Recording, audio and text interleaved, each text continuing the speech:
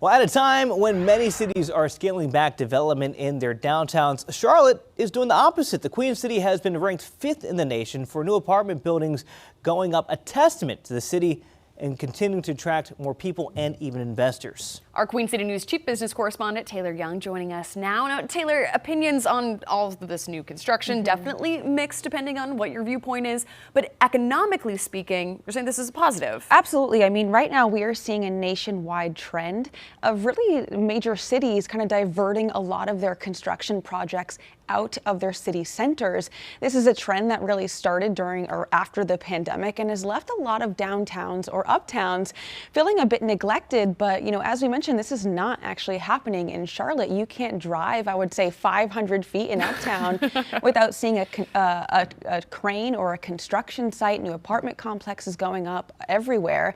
And this is really not the norm in other major metros across the country. And we know this by looking at a new downtown construction report by Rent Cafe.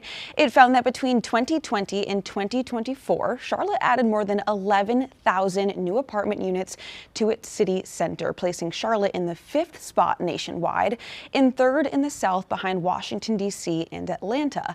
And what is even more impressive is that another 12,000 units are expected to be completed by the end of this year, so doubling that number. But where Charlotte fell short, though, is the share of adaptive reuse apartments. So in 2024, according to the report, Charlotte was at 0%, but that is changing soon. We know there's several projects underway right now, including repurposing some of those outdated office buildings and turning them into residential spaces. So when you're saying that compared to other cities, Charlotte is definitely more focused on this, does it say kind of why that is or how it stacks up compared to some of the others? Yeah, I mean, for one, Charlotte is just experiencing massive growth. According to the Charlotte Business Alliance, I mean, 117 people are moving to this region every single day. That's kind of crazy to think about.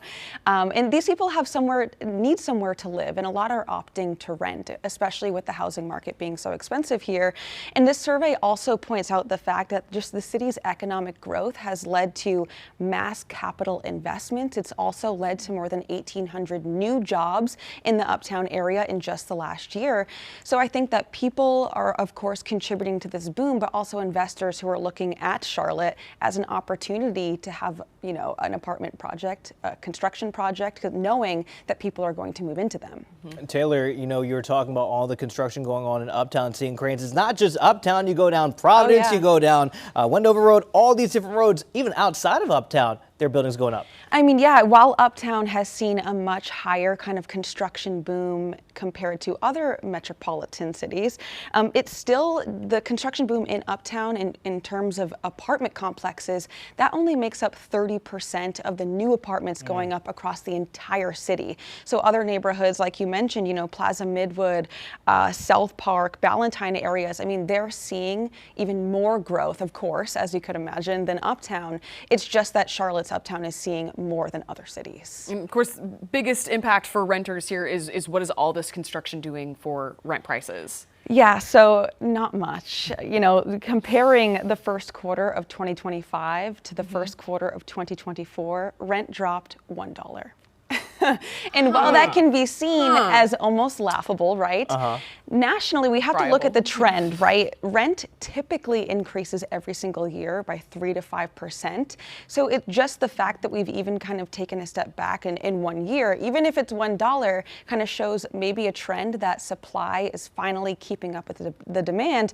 But as you mentioned, with 117 people moving to this region kind of every single day, I think it could take a long time before that supply actually catches up to the demand enough for rents to drop astronomically, if that's ever going to happen.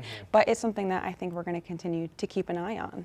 All right, Taylor, and a valid point there that rent at least isn't going up. So even though it's $1, put in perspective with other cities, we appreciate that insight. Again, our chief business correspondent, Taylor Young.